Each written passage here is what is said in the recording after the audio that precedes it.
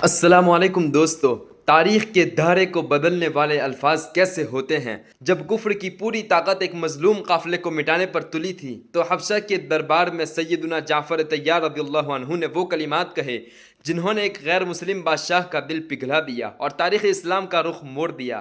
جاہلیت کے اندھیرے سے نکل کر نور الہی کی طرف بڑھنے کی یہ وہ لازوال داستان ہے جسے مولانا سید سلیمان ندوی رحمۃ اللہ علیہ کی زبان سے آج ہم سمجھیں گے۔ صبا کرتی ہیں بوئے گل سے اپنا ہم سفر پیدا۔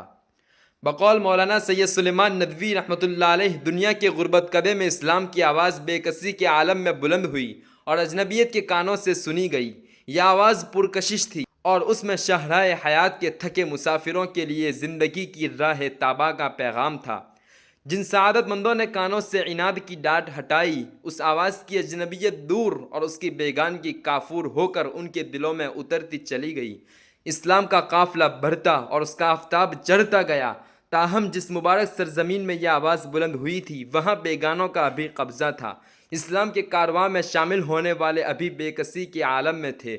ان میں وہ بھی تھے جنہوں نے ظلم سہ سہ کر شہادت پائی، وہ بھی تھے جنہیں در بدر کر دیا گیا، وہ بھی تھے جنہیں شعلے برسات آسمان کی گرمی و تپش میں آگ اگلتی ریت پر لٹا دیا جاتا، لیکن ظلم کا کوئی حربہ اور طاقت کی کوئی قسم اسلام کی محبت ان کے دل سے کھرچ نہ سکی۔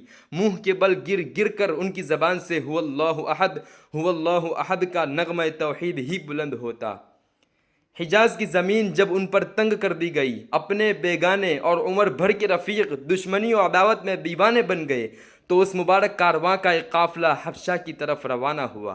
اپنے وطن کی مٹی سے انسان کا پیار فطری ہوتا ہے کہ اس سے بچپن کی یادیں، لڑکپن کی شوخیاں اور جوانی کی رعنائیاں وابستہ ہوتی ہیں۔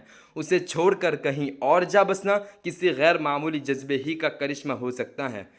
اس لیے حبشہ کے بادشاہ نے، جن کا نام حافظ ابن حجر رحمۃ اللہ علیہ نے الاصابہ میں اصحمہ لکھا ہے، اس قافلہ اسلام کو بلایا، ہجرت کی وجہ دریافت کی تو مشہور صحابی حضرت جعفر طیار رضی اللہ عنہ کھڑے ہوئے، تقریر کی۔ حضرت جعفر نے اس تقریر میں عصر جاہلیت کا نقشہ اور اسلامی قدروں کی تصویر کشی اس خوبی سے کی ہے کہ یہ تقریر جامعیت بیان کا ایک حسین شہپارہ، ادب عربی کا خوبصورت گلدستہ اور تاریخ اسلامیات کی ایک قیمتی دستاویز بن گئی ہے۔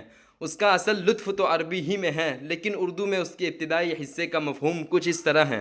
حضرت جعفر رضی اللہ عنہ نے فرمایا، ایھا الملک، ہم جاہل تھے، بتوں کی عبادت کرتے تھے، مردار کھاتے تھے، بے حیائی کا ارتکاب کرتے تھے، قرابتوں کو قطع کرتے تھے، پڑوسیوں کے ساتھ بدسلوکی کرتے تھے، قوی ضعیف کو کھا جاتا تھا۔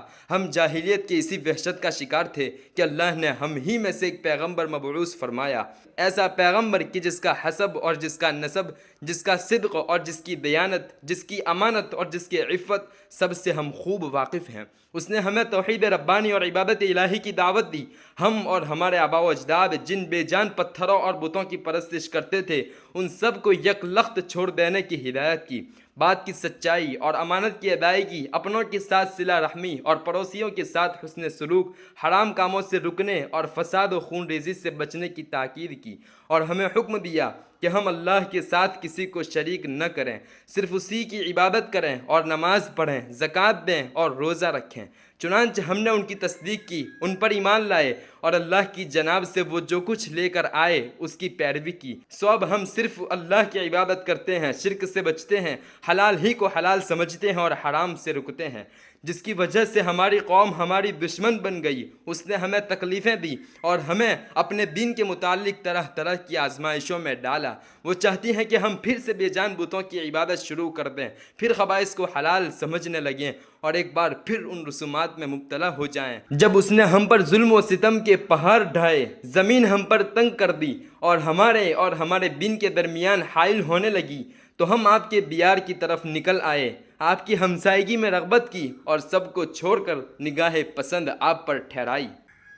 یہ حق کی نوا تھی جو دل سے نکلی تھی اور دل پر جا لگی تھی۔ نجاشی کی آنکھیں اشکبار ہو گئی تھی، اس کی شاہانہ نظریں اسلام کی روشنی دیکھ چکی تھی، اس کا دل اسلام کی حقانیت کا گواہ بن چکا تھا، اور اس کی زبان اشہد ان لا الہ الا اللہ و اشہد ان محمد عبدہ و رسولہ کہہ کر اپنے لیے سعادت ابدی کا اعلان کر چکی تھی۔ امن و آشتی کا پیغام سنانے والا اسلام کا مسافر آج پھر تنہا ہے۔ چاروں طرف اس کو بیگانگی، اجنبیت اور مسافرانہ بے کسی نظر آ رہی ہیں۔ بتانا یہ ہے کہ یہ بیگانگی کاروان اسلام کے لیے باعث خلش نہیں ہونی چاہیے کہ مبارک قرار دیے گئے ہیں ایسے بیگانے۔ آج سے صدیوں پہلے زبان نبوت سے اس کی پیشین گوئی ہو چکی ہے۔ ارشاد ہوا، بدأ الاسلام غریبا وسیعود کما بدأ فطوبى للغرباء۔ اسلام کا آغاز مسافرانہ بے کسی میں ہوا اور پھر وہ مسافرانہ بے کسی میں ہوگا، پس مسافرت کے بے کسوں کو مبارکباد ہو۔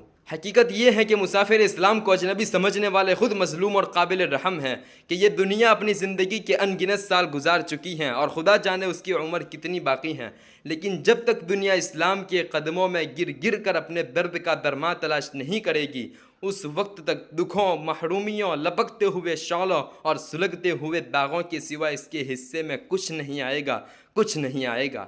جعفر طیار رضی اللہ عنہ کا یہ بیان صرف ماضی کا ایک قصہ نہیں بلکہ آج کے اس دور غربت اسلام میں ہمارے لیے ایک آئینہ ہے۔